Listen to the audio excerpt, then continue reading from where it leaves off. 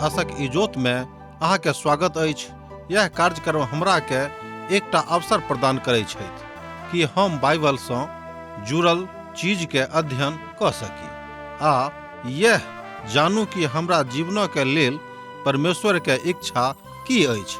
ई उद्देश्य के संग हम यह कार्यक्रम अहाँ के लेल प्रस्तुत क रहल छी। कृपया क देखू आ सुनू ताकि परमेश्वर अहाँ के जीवन के मार्गदर्शक ठहरे।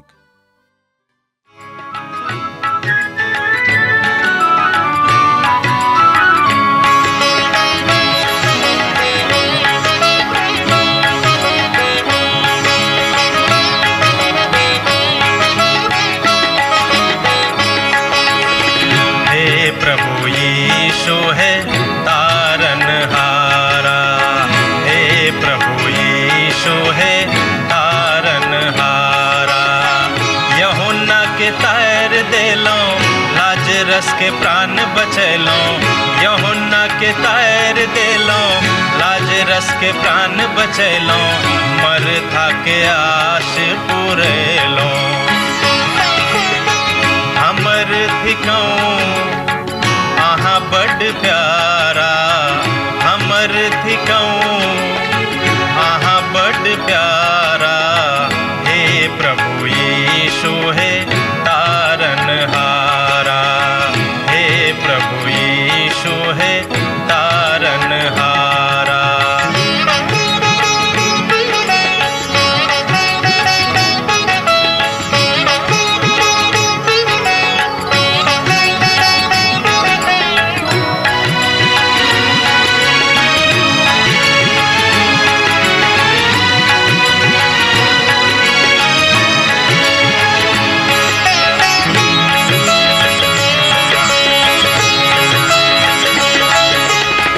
सकल निधान करुणा निधि यीशु, सकल निधान करुणा निधि यीशु। कनिक अहाँ इम्हरो नजर फेरो, कनिक अहाँ इम्हरो नजर फेरो। जो अहन देखब त के हमरा देखत, जो अहन देखब त के हमरा देखत। दुखक काल में के हमरा सेवत, दुखक काल में के हमरा सेवत।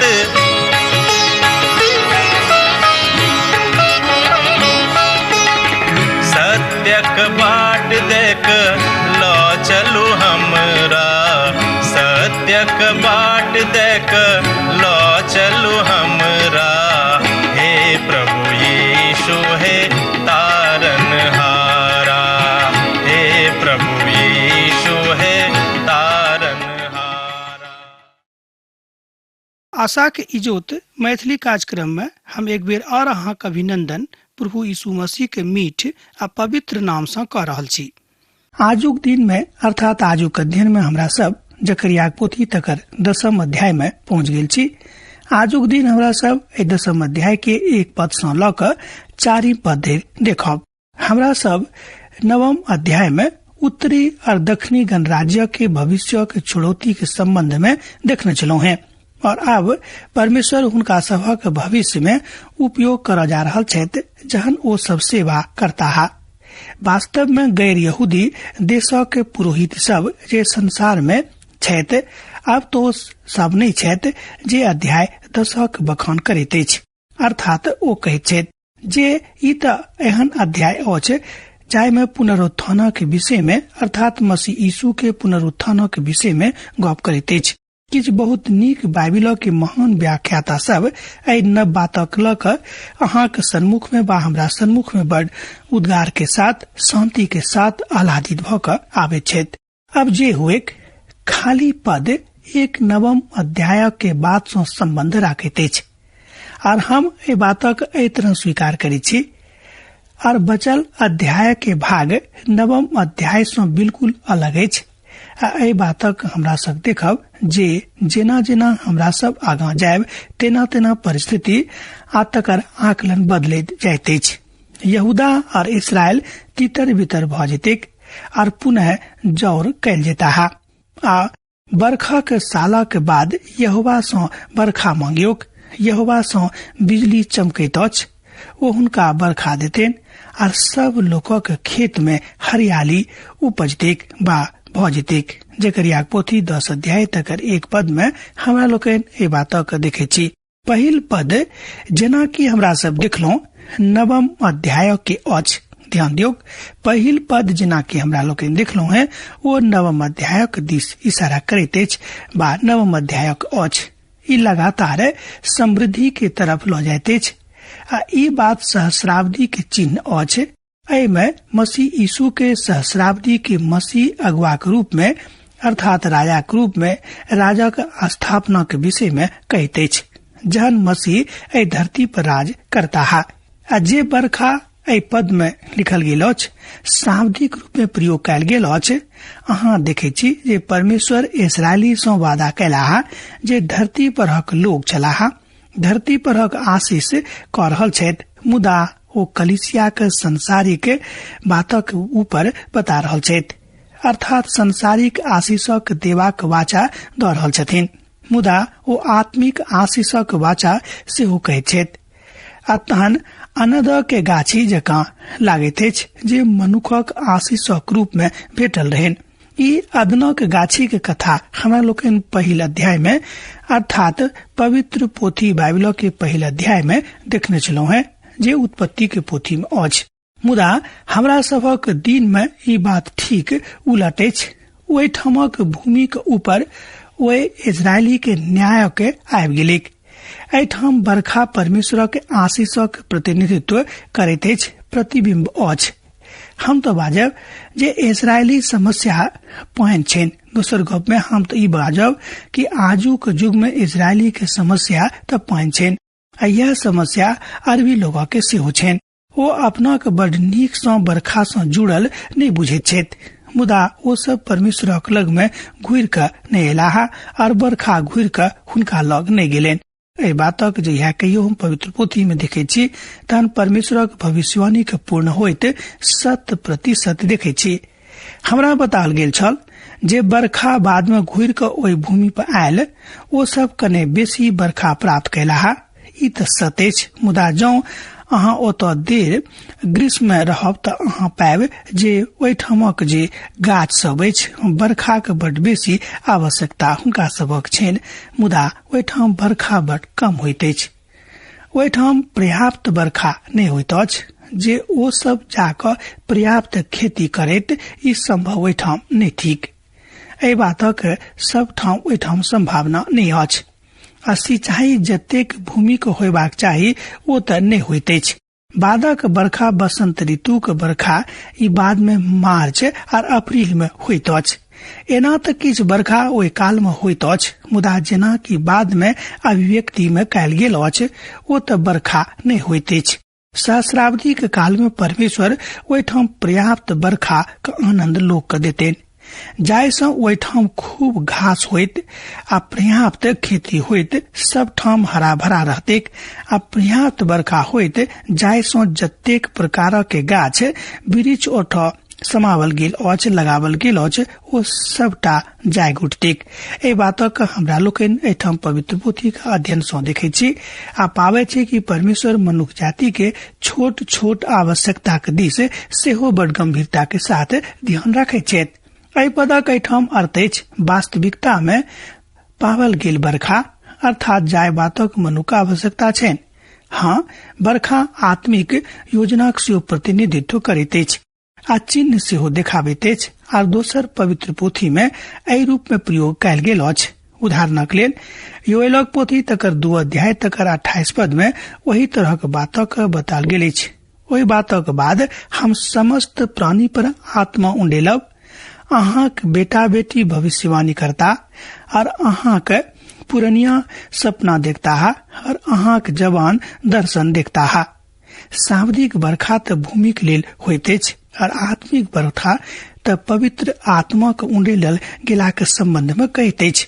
मुदा ई दोनों भविष्यवाणी ओएलक अर्थात योएल नबी के भविष्यवाणी में जे हम लोग के देखे छी होते वही बात हम जकरिया अपन भविष्यवाणी में बाजि रहल छथि। निश्चित रूपेण भविष्य के सहस्राब्दी के कालक विषय में ई बात कहते छ। ओहि काल में परमेश्वरक आत्मा उंड लेल जायत। एतद बरखा के दू प्रकारक अर्थ होते छ। और अब हमरा लोग जे अगला पदक देखब ओहि के साथ पुनः अब हमरा सब न्याय के दिस जायब। एना तो परमेश्वर हुनका सबहक अंतिम दिनक लेल तैयार कर जा रहल छथि, मजबूत कर जा रहल छथि और हुनका सबहक सहस्राब्दी में आने जा रहल छथि। हुनका सबहक बीच में किछ एहन बात छल जे पवित्रता के विधा में गलत छल, ओ तुरंत ओहि बातक ऊपर अंगुरी उठा रहल छथि जे इस्राएली के बीच में गलत छल आ जे बात बड़ बरखा अर्थात जे बड़ खराब छल हुनका सबहक बीच में होम जा रहल छलनि, अर्थात ओ छल आकारक आराधना। एहि बात से परमेश्वर बहुत बहुत बेसी घृणित भ जाइत छथि, बहुत बेसी खिन्न भ जाइत छथि। क्रिया के त गृह देवता अनर्थ कथा करता है और भविष्य बतावा वाला झूठा दर्शन देखे छलाह और झूठा सपना सुने छलाह और व्यर्थ शांति दे छलाह। एहि दुआरे लोक भेड़ा बकरी के तरह भटक गेलाह और चरवाहा नहीं भेला के कारणे दुर्दशा में ओ सब पड़ल छलथि। ए बातक हमरा लोग 10 अध्याय के 2 पद में देखे छी। पोथीक त नाम अहाँक मालूमे अछि, जकरिया। आकार सब झूठ कथा कहै छथि। एठाम आकारक लेल जे शब्द वास्तव में अछि ओ अछि गृह देवता। आ ई त किछ छोट मोट एहन बात अछि जाय बातक प्रयोग में विधि विधानक लेल होइत अछि जे एक प्रकारक के आत्मा अछि जे आत्मा नीक नहीं अछि। एकटा हिब्रू भाषा के महान विद्वान एहि बातक विषय में कहै छथिन। हुनक नाम रहन डॉक्टर मेरेल फ्रेंगर। ओ 2 प्रकारक के सैद्धांतिक विधाक अपन पोथी में लिखैत छथि जे बात मनुष्य परमेश्वर से अलग क दैत अछि, अर्थात शक्ति के ऊपर बहुत पोथी लिखने छथि। और ई त हमरो सबहक युग में अछि और भूतकाल में सेहो छलैक। अतः एहि बातक ल क बड़ खोजबीन कयलहुँ हैं, कियाक त आधुनिक पुरातत्वविद एहि तरहक समस्या के खोल क सन्मुख में नहीं आनि सकने छलाह जे आकारक संबंध में वास्तव में की गप ओतऽ के छलैक। एकटा प्राचीन प्रक्षेत्र में जे निनवे के लग में अछि तकरा नाजू कहल जाइत अछि। खुदाई में ओहिठाम किछ बात भेटल छलनि। ई खुदाई 1925 ईस्वी में भेल छलैक, जे खुदाई 1925 ईस्वी से ल क 1941 ईस्वी धरि चललैक। आ ई सब किछ लिखल लेखन में ओतऽ प्राप्त कयल गेलैक, अर्थात प्राचीन कालक अनुष्ठान रीति रिवाजक विषय में बताल गेल अछि। अहाँ के याद होइत याकूबक किछ परेशानी हुनक काका लाबानक संगे भेल रहन। अहाँ के याद होइत जे याकूबक किछ परेशानी हुनक काका लाबानक संगे भेल छलनि। जे प्रतिमा वो सब ओहिठाम बना कर रखने छलाह ओहि के विषय में परमेश्वर हुनका बहुत बेसी ताड़ना के शब्द में गप कयने छलनि और अपन दुनू पत्नी के ल क परेलाह। लो ओहि छली, अर्थात ओ पहरा के खुश भेलाह और राहिल लाबानक घर से आकार रखने न छली और ओ एखनो छली। और अब नाजुक साक्ष्य से हमरा सब ए बातक जानलहुँ हैं जे ओहिठाम गृह देवता सब लोकक अगुवाई करैत छलाह, अर्थात परिवारक नेतृत्व दैत छलखिन। आ जहन ओ एहि देवता के अर्थात चारो दिस एना चित्रा के रखने छलखिन जे काज अपन पति के लेल ओ कयने छली, जाय से ओ अपन पिता के संपत्ति में से किछ अधिकारक पाबि सकैछ। यह अधिकार हुनक पति के भेटल रहन। और एही तरहक बातक गंभीर मामला में लौक पवित्र पोथी आगा बढ़ैत अछि। आ पवित्र पोथी बताबैत अछि कि जो पिता के संपत्ति में से बेटी के भेटैत अछि त एहि में परमेश्वर के कोनो एको रत्ती एमहर उमहर जाय वाला बात नहीं छनि, अर्थात परमेश्वर कोनो ऐतराज नहीं छनि। मुदा लाबान एहि बातक बड़ नीक रीति से नहीं बुझ पैने छलाह। आरंभिक काल में कतेक उत्तेजित भेल छलाह। ओ निश्चित रूपेण चाहे छलाह जे ओ एहि संपत्ति के हकदार नहीं बनेक। ओहि बातक विचार कयलथि जे याकूब तो ओतेक प्राप्त कने रहत जतेक हुनका आवश्यकता रहत। आब और बेसी हुनका आवश्यकता ए बातक के नहीं छलेन। आर दोसर शैतानक धोखा देवा वाला बात अछि ओ लोकक कुना के एमर उमर क दैत छथि, कियाक त शैतानक धोखा देवा के तरीका बहुत नीक रीति सँ आबैत छनि, अर्थात भरमावे में शैतान महारत हासिल केने छथि। कियाक त आजुक युग में बहुत ठाम शैतान हमरा घना आरंभ में क देने रहत। ई त बड़ रुचिकर अछि जे ठीक आइ भिनसर में किछ पाती सँ एहि बातक ल क आगाँ जेबा के विषय में ओ कहैत छथि। हमरा लोकनि एहि बातक बड़ स्पष्टता के साथ जानै छी, आर ओही में सँ सब केओ पवित्र बाइबल सँ कोट कयने छथि। अहाँ देखियौ ओही में सँ सब केओ पवित्र बाइबल के प्रयोग कयने छथि। एहि बातक हमरा लोकनि एहिठाम देखै छी जे शब्द हिब्रू शब्द अछि, आर ओहि शब्दक अर्थ होइत अछि कायर दियोक बा विभाजित क दियोक। आर एहि बातक संबंध बलिदान चढ़ावल वाला पशु के साथ सँ होइत अछि। खोल क काटि दियोक आर एकर गर्दनक दिस ताकियोक। गुर्दाक आकार आ तकर विस्तार कन ओहि बातक ऊपर नजर करियोक। एहि प्रक्रिया के उद्ग्रहण होइत अछि। एहि पोथी में हमरा लोकनि एहि बातक देखैत छी। एजेकियलक पोथी तकर 21 अध्याय आ तकर 21 पद के जँ अहाँ देखबे त पाएब कि ओहू ठाम अर्थात ओहू पोथी में एहि बातक विषय में बताल गेल अछि।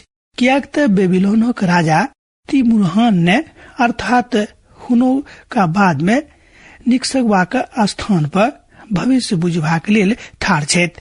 ओ नीटक देने छलाह अर्थात ओते छथि और गृह देवता से प्रश्न कैलाह और ओ कलेजा के सेहो देखलाह। एहि बातक हमरा लोकनि देखै छी एजेकियलक पोथी तकर 21 अध्याय के 21 पद में। ओ आकार से संबंध बना कर पूछलाह और ओ कलेजा पर देखलाह लेबिनोनी लोकक लग में, अर्थात वो सब बाँटवा के काल में ओते छलथि। बालाम का हमरा लोकनि एहिठाम देखै छी जे ओ बटवैया छलाह। ओ एहिठाम फलिस्तीनी सभक हुनका लग में रहत और इस्राएली झूठा भविष्यवक्ता सभक हुनक तरीका के अपनौलथि। और अब परमेश्वर एहिठाम जकरिया के द्वारा एक कथा के बाजि रहल छथिन कि जे झूठा भविष्यवक्ता के ऊपर विश्वास करबाक जरूरत नहीं अछि, मुदा सावधान रहबाक जरूरत अछि। जे बटवैया सब झूठ बाजैत छथि ई त शैतानी के प्रभाव छल, अर्थात ई प्रभाव शैतानक अछि, बा ई प्रयोग बा ई प्रेरणा सेहो हुनके दिस सँ आबैत अछि। ओ सब समाद परमेश्वर सँ नहीं पाबि रहल छलाह। परमेश्वर हुनका सभक लेल एकटा व्यवस्था देने रहत जाहि सँ हुनक लोग ए बातक बड़ नीक स्वरूप में क सकैत। ई त पूर्णतः शैतानी विधा छल। समस्त भविष्यवक्ता एही प्रक्रिया के प्रतिपक्ष में चेतौनी द चुकल छथि। हमरा लोकनि एहि बातक पवित्र पोथी में देखै छी। प्रभु के दास कहैत छथि कि हम एक बेर शैतानक विधा पर रवि दिन के साँझ में प्रभु के वचन से प्रवचन कर रहल छलहुँ हैं और ओहिठाम लगभग 3000 लोग उपस्थित छलाह। हमर किछ दोस्त हमरा एहि बातक ऊपर चिढ़ौलखिन आ एकटा दोस्त जिनका संगे हम खेलाइत छलहुँ गोल्फ, ओ हमरा सँ आबि कऽ बजलाह कि यौ अहाँ एहि बातक कहैत छी कि अहाँ एहि बातक मानैत छी? अहाँ दोस्त बनबाक लेल किछुओ कऽ सकलहुँ हैं। अब तो अहाँ शैतानक के शहादत में अर्थात शैतानक के ओहि बातक लऽ कऽ आबै छी जाहि बात सँ शैतानक दुख होइत छनि। बहुत बेर हमरा सब शैतानो को खुश करबाक लेल किछ ने किछ कऽ दैत छी जे उचित नहीं अछि। बड़ बढ़िया, हम ओहि काल में एहि भविष्य पर प्रवचन कैलहुँ हैं, कियाक त पवित्र आत्मा हमरा एही तरह के अगुवाई कैने छलाह। मुदा हम एहि बातक लऽ कऽ तऽ देखलियन कि लोग अब एहि बातक दिस ध्यान देनाइ आरंभ कऽ देने छथि कि हमरा जिंदगी में शैतान काज कऽ रहल अछि आ हुनका बंद करबाक छनि, हुनका बंद करेबाक छनि। कने आन तरफ जा रहल छथि और अब ओहि कलीसिया में बहुत कथा होइत अछि। शैतान और शैतानिक शब्दक ऊपर ई त सत्य अछि जे हमर समकालीन समाज में एहि बातक ऊपर लोग खूब कथा करैत रहैत छथि। मुदा सबटा अर्थात हमरा सभक त अपन ध्यान प्रभु यीशु मसीह ऊपर केंद्रित करबाक अछि, शैतानक दिस केंद्रित करबाक नहीं अछि। शैतान एहि तरहक बातक कलीसिया में आनि कऽ अपन चर्चा करा दैत अछि आ मनुख प्रभु यीशु मसीह के विषय में चर्चा कम कऽ कऽ शैतानक विषय में बेसी चर्चा कऽ कऽ हुनक राजक और मजबूती प्रदान कऽ दैत छथि। ई काज आजुक कलीसिया में सेहो भऽ रहल अछि। ध्यान केंद्रित करबाक अछि प्रभु यीशु मसीह के ऊपर, शैतानक ऊपर ने, कियाक तऽ आवश्यकता अछि कि जहन मसीह यीशु अहाँक संगे छथि तहन शैतान अहाँक जिंदगी में कोनो तरहक अन्याय लऽ कऽ नहि आबि सकैत छथि। ई बात बड़ सत्य थिक। एहि बातक लऽ कऽ हम तऽ आश्वस्त छी, जतऽ परमेश्वरक वचन नहि पहुंचल अछि ओहि ठाम शैतानक काज प्रधान रूप में काज कऽ रहल अछि। हम एहि विचारक मानै छी जे शैतानक जहन प्रभु इजाजत दऽ दैत छथि काज करियोग और हमर देही के अंदर में शैतानक काज केनाइ आरंभ कऽ दैत छथि आ शैतान चाहैत छथि कि प्रभु के वचनक शिक्षा देनाइ बंद भऽ जाय। आ निश्चित रूपेण ई शैतानक के प्रभाव अछि, ई मनुख के प्रभाव नहीं अछि। अर्थात शैतानक के काजक के प्राथमिकता में ई बात सम्मिलित छनि। हमरा सबक व्यक्तिगत रूप में मसीह संगे अपने व्यक्तिगत संबंध बनेबाक आवश्यकता अछि। अपन व्यक्तित्व के हुनका सम्मुख में अनबाक अछि। हमरा सबक हुनक रक्षा के आवश्यकता अछि। हमरा सबक अपन आँखि में प्रभु यीशु मसीह के हिसाबक आवश्यकता अछि, अर्थात दया के आवश्यकता अछि। यह बात रखबाक अछि। हमरा सब हुनका संगे नजदीकी में बनल रहिए, यह इच्छा सर्वप्रथम रहबाक चाही। दोसर आर आन कोनो इच्छा मनुख के कोनो बातक लेल एहन शांति नहीं दऽ सकै छै जे शांति प्रभु यीशु मसीह के वचन, पवित्र पोथी के वचन मनुख के दऽ सकै छै। आ जँ अहाँ हुनका संगे बड़ नजदीकी रहब तहने तऽ अहाँ शैतान से बड़ दूर रहब, अन्यथा हुनक नजदीकी भऽ जायब। शैताना के भगैबा सँ बेसी ध्यान प्रभु यीशु मसीह पर रखबाक अछि। और यह बड़ महत्वपूर्ण काज अछि। अहाँक बाद की होइत? प्रभु यीशु मसीह एकटा दुष्ट आत्मा के दृष्टांत देने छलाह। हम जहन दुष्ट आत्मा का ओहि मनुष्य सँ निकलि गेल रहे के तऽ ओ कानऽ लगलाह। हालांकि ओ दुष्ट आत्मा बदला लेबऽ वाला छलाइत, अर्थात ओ बदला लेबऽ चाहैत छलाह आ ओ घुरैत फिरैत अर्थात ओहिठाम आबि गेल रहे। ओहि बातक स्मरण कयलथि और हुनका लग घुरि के गेलाह। जिंदगी अर्थात जिंदगी दुष्ट आत्मा सँ नहि मुदा मसीह के प्रेम सँ आगाँ बढ़ैत अछि। ई बात ध्यान राखब। प्रभु के एकटा महान दास कहै छथिन कि जिंदगी दुष्ट आत्मा सँ नहि, जिंदगी कोनो खराब आत्मा सँ नहि, मुदा जिंदगी मसीह यीशु के प्रेम सँ भरल आत्मा के साथ चलैत अछि। आन ठाम ई बात संभव नहीं थिक। अहाँ देखियौ, जहन इस्राएल परमेश्वरक समादक तिरस्कृत कऽ देने रहैत, अर्थात कऽ देने छलाह, ओ तहन परमेश्वर पिता का आज्ञा के अनुसार नहीं चलै छलखिन। अगला अर्थात ओ परमेश्वर सँ अलग भऽ गेल छलाह और अगला कदम हुनक नीक नहीं होइत छलनि। और उत्तर यह निकसलैक जे ओ सब हर प्रकारक शैतानिक प्रभाव में आबि गेल छलाह। परमेश्वर जकरिया के द्वारा एही कथा के बाजि रहल छथि। आकार खाली मिथ्या कथा अछि और बटवैया अर्थात व्यवस्था के नहीं देखैत अछि और ओ झूठा सपना के बताबैत छथि आ ओ बड़ आराम में रहैत छथि। एतद ओ अपना बात के बता रहल छथि, बाजि रहल छथि।